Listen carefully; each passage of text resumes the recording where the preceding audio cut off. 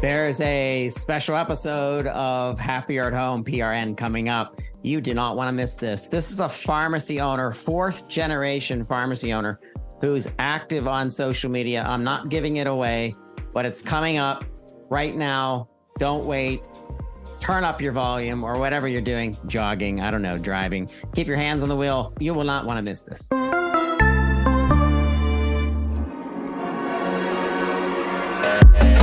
You're listening to the Pharmacy Podcast Network.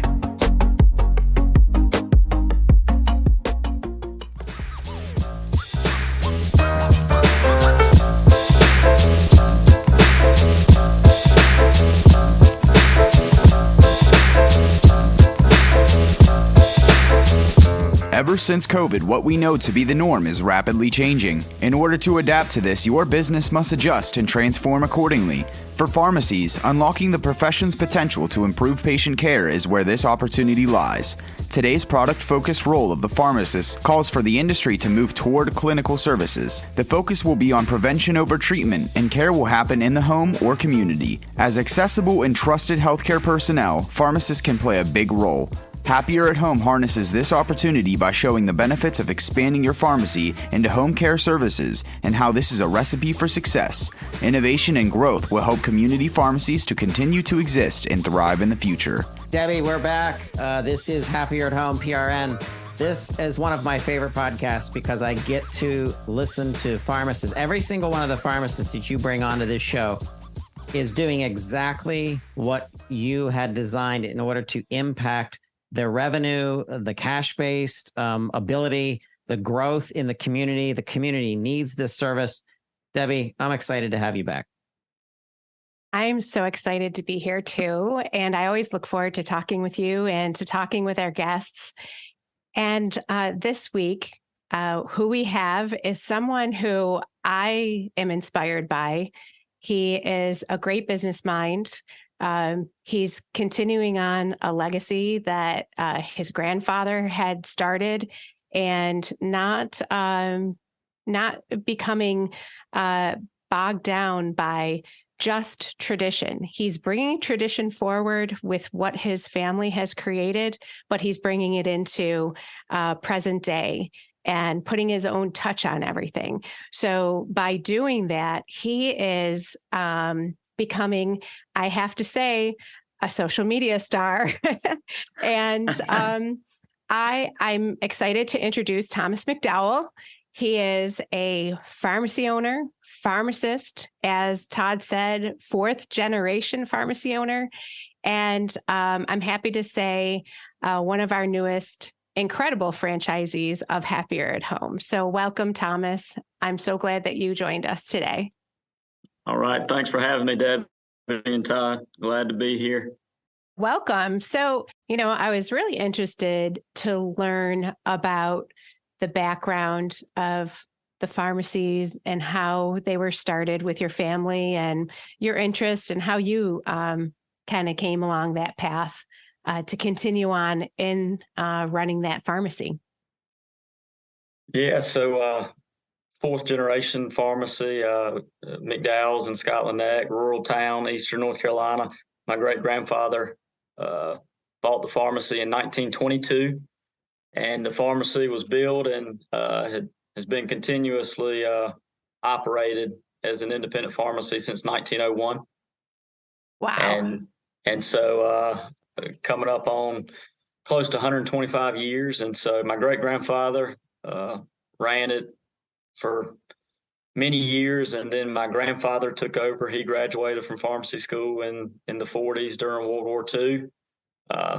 He was a World War II veteran, and my great-grandfather was a World War I veteran.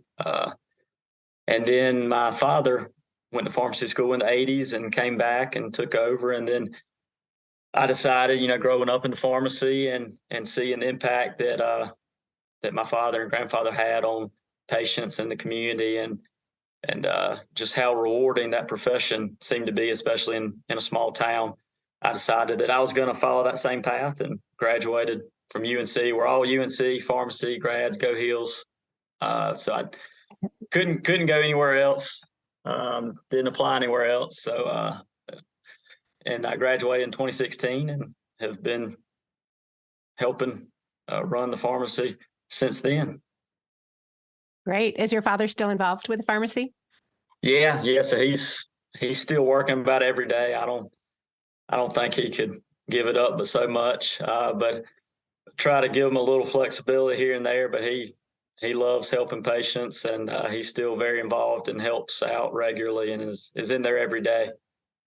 Excellent. I couldn't imagine the changes that your family has seen from way back with your great grandfather starting this business to present day. And do they ever talk with you about their concerns and challenges with what has become of your pharmacy? Yeah, so I think we've all faced some unique challenges each generation. Starting out in the 20s, my great grandfather practiced during the Great Depression, and there's a story passed down from him that a lot of patients couldn't pay and couldn't afford their medications, and he was compounding. Every single prescription was handmade and compounded, and some patients couldn't afford to pay, and so he would accept payment in the form of live chickens, eggs, milk, and he said after that time period he would be fine if he never saw a chicken or ate a chicken again. Yeah. And then so my grandfather practiced for over 60 years, and so he really saw things from the compounded, handmade time period where everything was formulated in the pharmacy, moving into more mass production and more advanced technology, and even going into the technology era. And used to be the case was every claim was filed by paper. Every insurance claim, and there used to not be any insurance on the prescription side. So there's a lot of middlemen and so forth involved these days. And I would say my father really leveraged technology and brought us into having, computer software and electronic claims. And he brought us into long-term care side of business. And so we've really progressed. And, we used to have a soda fountain. We don't have that anymore, but we do still have original mahogany cabinets, original tile floors, an old school Main Street pharmacy. So tried to keep a lot of that charm and really just have always kept patients at the center and the forefront. Even, there's been a lot of changes, but that's what's allowed us to serve many generations of folks in our community. Yeah. God bless you and your family for changing with the times and helping them going through the depression and just bridging that gap to get them over to the other side. And also, having such a traditional family and continuing on with the pharmacy and being veterans. I mean, thank goodness that's like the fabric of our society. So that's an incredible story. But so I guess part of me is a little bit surprised that being so traditional, that your father had that insight to know that technology and that evolution is really important, right? Absolutely. So, we were always wanted to try to adapt whenever we could. And so, we've really gone from a lot of manual processes in the pharmacy to leveraging automation, robotics, anything we can do to be more efficient, spend more time with patients. And there's a lot of things we can't control in the pharmacy side. So we try to control our workflow and our technology and, our workforce. And that's, it's been effective for us over the years. So we're excited to continue serving folks for years to come. I have a 2-year-old, so no pressure for 5th generation, but we'll see. Not at all. So speaking of automation and that helping you to be able to spend more time with patients, so you are the creator of the Mac Pack. Tell us about that. Yeah, so a few years ago, right in the thick of COVID, we we're thinking about how we could really scale our adherence packaging program. So we were doing a lot of multi-dose adherence packaging to help folks with adherence, and it had really been a great thing for our patients. And we got to a point where we were having trouble scaling it, so we decided to purchase some automation, and so now we do strip pouch packaging, where we sort all the pills by date and time, and we're looking for a name that really was catchy and that folks would remember. And so we did MacPack as kind of a play off McDowell, but also it's an acronym that we use in our marketing and our, when we're discussing the service with doctors. And it's the MAC part stands for Medication Adherence Collaboration. So we do really feel that it's a team effort amongst all members of the healthcare team. And so medication, that's a huge burden. And if we can get that right and really, relieve that off the patient, they can a lot of times really thrive and focus on their health. Really just helps everyone along the continuum, the patient, family, the doctors, the healthcare system, you as a pharmacy owner. So that's great. That's pretty incredible. Yeah.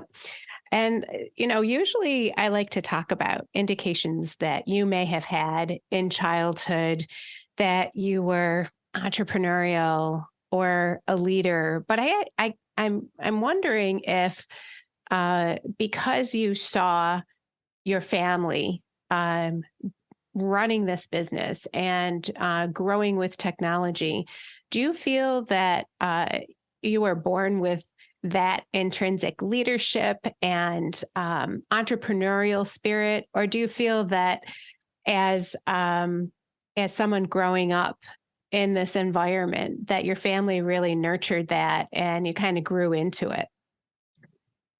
Yeah, that's a great question. I think I definitely didn't realize I was soaking all of that in over the years when I was younger. But what really resonated with me was the work ethic that I saw from my father and grandfather. And, there was nothing that was beneath them, whether it was, my grandfather would come in and one of the first things he would do is sweep the floors and just keep a clean front end and just being willing to do whatever it takes to maintain and grow the business, but also take care of patients. And so I think any small business owner seeing that, from my standpoint, seeing my father and grandfather as small business owners, you see that entrepreneurial spirit because they do have to do a little bit of everything.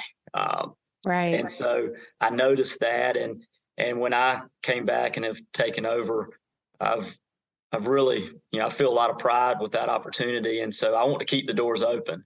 And so for me, that means being creative and entrepreneurial and not just doing something just because that's how we've always done it. And Right. so we're always trying to do something different, change things up, think outside the box. And I think that comes from having that, seeing the spirit of my father and grandfather and those before us and really wanting to keep that going. I want to keep the doors open for the next generation.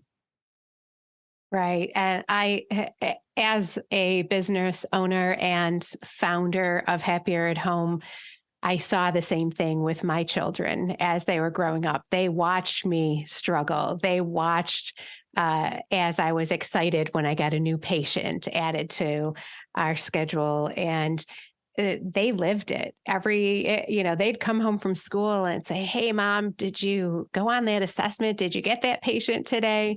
So I see that happening with my own children, and whatever the life lessons that they're watching you, your son will watch you, or my children watch me, learning. It doesn't mean that they have to use them in business themselves, but just overcoming and using that with any of their life challenges moving forward. That's a huge thing. That's going to be a huge benefit. And I also want them to see that being an entrepreneur is incredible, but it's not always the easiest either. It's incredibly rewarding, but it also can come with some challenges. Whether that's challenges with the business itself or perhaps you're going through a major challenge in your life and it's difficult to continue on going to work each day, growing your business each day. But are there, thinking back for you, is there any one big challenge that you feel that you had that you were able to overcome that really either had a silver lining to it or just you turned into a positive? Yeah, I think, looking back when I got out of pharmacy school and came back, I was really trying to do everything myself all the time. And, I wanted to immediately implement an adherence packaging program, a MedSync program, immunization program. And, I realized after some time and some reflection that I can't do everything myself. And so really focusing on developing and building a great team and a great culture at our pharmacies has been key. And I think it took me a little bit to realize that. I would say, and this is probably the case for a lot of pharmacists, we're a little bit type A and like to have control over everything. And accuracy is key in everything we do. Patients' health is on the line. And so taking a step back from the ownership standpoint and realizing I really need to work on the business sometimes and not simply working in the business and letting the business run me every day, I think, allowed me to figure out ways to grow and not stay stagnant. But it can be challenging to avoid burnout if you're just continuously in the grind. And so leveraging your team and technology and so forth, I think is the biggest thing that I've overcome, and being able to delegate, tasks and communicate effectively with folks that you're working with has really allowed me to, grow things so much faster and more effectively than trying to do everything myself. Yeah, that's definitely one of those tough lessons to learn. And I understand that. I was there myself, and just knowing that I'm not the one who always can do it the best. I always felt like, boy, if I don't do it myself, it's not going to get done, or it's not going to be done the right way. But knowing that you're creating that team around you that oftentimes you want to hire to be smarter than you or better in a certain area than you. And then making sure that you're putting those processes in place that they're able to follow, and then that allows you to hold them accountable. So it really helps you to pull back away to be able to work on the business and grow and be the visionary for your business too. So yeah, that's it's something that people, I think that it can be so stressful if they don't learn from that, Yeah. And it looks a little different than, being in the daily grind at times, but it doesn't mean that it's, any less important. And that was, seeing that work ethic, I wanted to feel like I'm, really bringing something to the business every day, but realizing that you do need that vision and you do need to step back at times and have a plan and a strategy to continue, because it's a difficult landscape in community pharmacy at times. And so adapting is key, and having the time and, ability to do that is critical. Right. It frees you up to be able to strategize, be that visionary, and then focus and go after what you, those areas that you want to grow in. And speaking of which, that's how we met, is because you had connected with me as a result of wanting to learn more about expanding into home and community-based services and serving your community with services like personal assistance services, medication, management solutions. And so I'm excited that you became a franchisee of Happier at Home. And I have to say that I'm really impressed, because Todd, he's hitting the ground running. He and his business support manager, Connie, are just doing a great job. And I know that they're going to be hugely successful. But so you're using Happier at Home as part of your strategy for growth. How does that fit in with other services that you're providing within your pharmacy, like long-term care or any other services that you're providing? Yeah, so we really saw an opportunity to connect with patients beyond just the typical pharmacy dispensing, and even we took it a step further with MacPack and MedSync. But patients are wanting their healthcare in the home more and more, and that's the future of healthcare, in my opinion. And so the Happier at Home model just really looked like an awesome opportunity to be a part of that journey for patients and helping them maintain independence in the home. And so for us, we saw a strategy there with being able to connect some of our pharmacy services with home care services. And one of the things that we're doing that we're really talking about in our area with Happier at Home is home care plus pharmacy equals better outcomes. We think that putting those two pieces of the puzzle together plays a big role. And so we're doing the adherence packaging, the MacPack, and we've really gotten into the medical at home space as well, or long-term care at home. Excellent. And so that's, some higher level pharmacy services that we're offering to our patients, packaging, delivery, and more. And, those patients need care in the home beyond just the medication side. And so the Happier Home piece just makes sense. And so when we're going to see a patient or a client, for either side of our business services on Happier Home or McDowell's or Medical Park Pharmacy, where, there's a way that we can help that patient holistically and comprehensively. And so we're really excited to bring that combination of services to help patients stay at home longer and maintain independence and age in place. And the medication management plus the personal care and companion care really just fits together nicely to allow folks to, age independently. Right. And as in my previous career, well, it's kind of a continuation of my business now, but I am a registered nurse, and I was the vice president of a very large continuum of care retirement community. And I saw how we were able to earn the trust of our clients that were residents there, and then be able to continue to serve them in so many different ways. And as you say, holistically and comprehensively.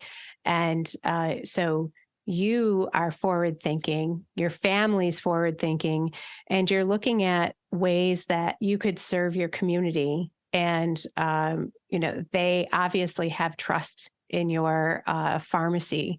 So being able to be that one-stop shop for long-term care at home, and so the medical model at home. Have you been doing the medical model at home through the pharmacy services for very long? Yeah, so we started getting into the medical at home, and there's been as I think NCPA is trying to rebrand the long-term care at home. We started looking at that last year, and really we were doing a lot of the things that were necessary for meeting those medical home requirements. And so it just made sense to dip our toe in that space. And, we were doing the adherence packaging, and we were really ramping up our delivery program. And we already did long-term care with some nursing homes in our area. So we were already doing a lot of the things that were necessary. It was just piecing it all together and developing a program for our patients that are still residing in their home instead of a facility. And, patients are loving it. They love MacPack. They love having free delivery, one time a month. It's convenient. It improves their adherence. Our adherence data is really strong in the MacPack program. But they're, especially in the medical at home side, their adherence is, 95, close to 99%. That is incredible. Yeah. And so then you have your caregivers that can be in the, let's say you have your medical home at home patients through the pharmacy, but you have this opportunity then with your Happier at Home company to have this private pay source of revenue and serve those patients that you've already made this connection with and built a relationship with through your medical at home. But then I also think about the facilities. If you're providing medications to long-term care facilities, and let's say they have a rehab unit, you have that connection already with their discharge planners, the case managers, that you could leverage then and go to them and say, you know what, I'd like to talk to you about how we could then help with a safe discharge home with your patients that maybe they're there post-op, maybe they're there after an illness and rehabilitating in their transitional care unit. So you have so many different touch points within the medical profession, with even doctors' offices, where you can go to them and say, you know what, we have this data that our medical adherence packaging, our home delivery, and the medical at home model has increased compliance to 99%. And now we could offer you this opportunity for us to have that connection with your patients, the physician's patients, the patients that have been discharged, the patients that are your current customers, to be able to really offer them that opportunity to maintain their independence for as long as possible and stay in their home. So that's an incredible thing. You really have come full circle. You're touching all the points with your community and with your patients. Yeah, we're excited. We're seeing in the industry, there's a lot of big players moving into home health. And so I think that's where the industry's going, and care in the home. And so we want to be a part of that. And patients, they want their healthcare local. And I think healthcare is best when it's local. And so tying the community pharmacy, which is a long trusted, part of the healthcare team, along with home care services, just makes sense. Yes, it does.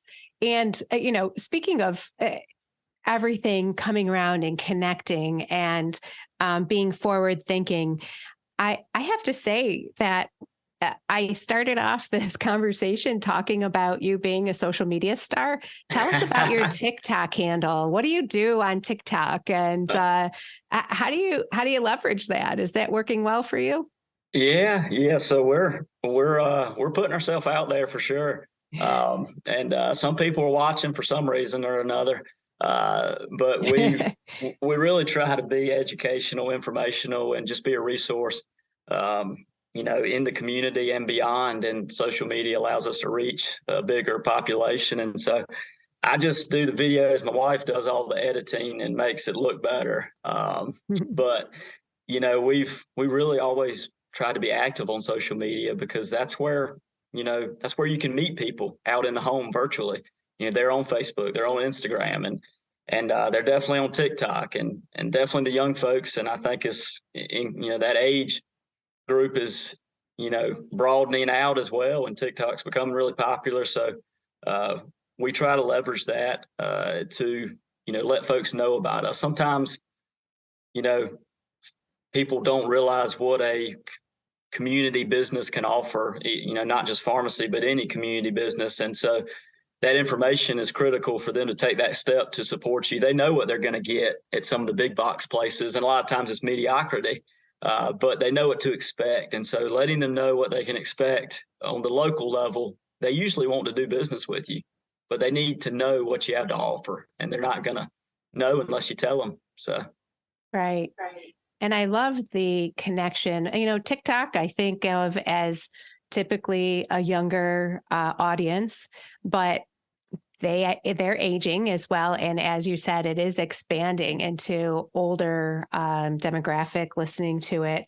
And I have to say, so we have 18 franchise locations right now, and Thomas is one of them. But we manage all the social media marketing for our franchisees: Facebook, Instagram, LinkedIn. And so Thomas hasn't even had his ribbon cutting yet. I'm going to be going there in August and spending some time with him and Connie. And we're going to have a grand opening and a ribbon cutting, which I'm so excited about. But in looking at his views on Facebook, I was like, whoa, wait a second. How did this new guy come into our happier at home family? And all of a sudden he has thousands of views on Facebook without doing any marketing yet. So I associate that with what you've been doing all along. Everything adds to each other. Everything compounds. So your TikTok may have pushed over into additional Facebook views. And, that's more of where we may find the adult children who need the services for their family members. So none of what you're doing is a waste. Everything that you're doing, I think of as pillars of marketing and adding to informing the community about those different services, like you said, helping them understand what they can expect from you and what is sound and true and is always going to be there in their community through your pharmacy. So it's excellent. I love everything that you're doing. Well, thank you. We're excited, and Connie's been awesome for us, and so we're hitting the ground running for sure and getting the word out, and social media is a big part of that. Yeah. Oh, and tell them your awards that you just received also. Oh, yeah. So we did win best home care provider in our county, in Nash County, which is where our office is based out of. So as voted upon by readers of a local newspaper in the area. So really excited about that. And we also won best customer service at my pharmacy in Rocky Mount. As well, out of all businesses. So really excited about that. Proud of our team. Yeah, I'm so excited. I think Connie's pretty awesome too. That's another key aspect of being a happier at home business owner. As you were saying, Thomas, that one of the things that you learned was really to develop that team and develop the culture so that you're not the only one who is doing everything. And having that really important key hire as your business support manager is so important. And Connie's incredible. But I just think she's just the right person. You did a great job on that too. So I definitely agree. She's been doing phenomenal networking, marketing, hiring, and building those relationships that are gonna help us care for folks, continuing to grow, and couldn't be more excited to have her on the team. Beautiful. So you are growing this team to provide your community pharmacy services, long-term care, MacPack, MedSync, medical home, in-home care services. You got it. You got it going on, Thomas, I got to say. So I'm very, very happy to have you as part of our team. And I just want to thank you for joining us today. Actually, I'd like to see if there's anything Todd had to either ask or add to our conversation as we wrap up here. No, not at all. Anytime I see Thomas out on TikTok or Instagram, his activity is amazing. It's the reason he's successful. Think about business and family businesses. Thomas had a decision to make at some point in his life. Am I going to take my family's legacy and business to another level? Or am I going to do the same thing, or is it going to die out? And he took the first choice. He said, I'm going to make an impact myself. I'm going to take what my grandfather and great-grandfather and grandfather and father have built, and I'm going to take it up to another level. And that's exactly what's happening. And it's nice that there are cash-based demands that bring value. I don't like the thought of just growing a business for the purpose of growing the business. The city, the cities throughout the country, especially some of the cities that have larger suburbs that don't have institutional care, are in such demand for home care services. This is an opportunity for independent pharmacy to thrive. Did you know, Thomas, in the state of North Carolina specifically, last year, a Supreme Court judge ruled that there was more home care services that were needed. And this is a way to leverage that actual news in the Supreme Courts of North Carolina to go to home care agency networks, per se, and some of even the Medicaid systems per se, if they have the need to cover services, and let them know, hey, I'm a community pharmacy owner, and now I have the ability to add on services for different communities throughout the state. But that's a major red flag that they need more home care services, just to point that out. This is happening all over the country, not just North Carolina. One quick little story. We were just talking with our Birmingham, Alabama location with Patrick Devereaux and Shasta, who is his business support manager. And she went out to do an assessment in the home for one of the patients. And my point of telling the story is that we have some pharmacy owners come to us and say, yeah, but there's competition out there. Yes, there's going to be competition in home care. But you have the advantage that you already have the support in the background of your pharmacy. So Shasta did this assessment, and in her assessment, the patient started asking questions, had some problems with their medications. And so she said, you know what, let's try to get Patrick on the phone right now. They called Patrick, and that was it. They signed up on the spot, because not only can they provide that home care, they were able to resolve or solve other problems that this person had. So yes, there's competition out there, but you guys have a leg up in so many different ways, not only with just those patients in the community, but your connections within the healthcare community as well. Absolutely. I definitely agree that pharmacy side gives an added layer of trust, and it's a resource, for those clients. And that medication mismanagement side of things is a big driver for nursing home and hospital admissions. And so if we can clean that up and streamline the medication management, then it frees up the patient to focus on other things that can help them stay in the home.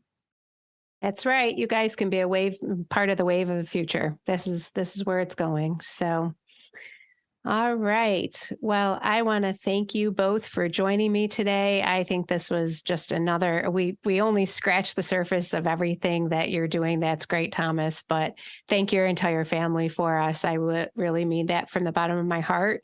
Look forward to meeting them sometime soon. And as for everyone out there, definitely, if you have any questions about being an owner of Happier at Home, or wanting to speak with current pharmacy owners that are franchisees and Happier at Home owners, please contact us, because I would love for you to have conversations with them. We don't tell them what to say, but you could ask anything you want of them. So I think that's about it.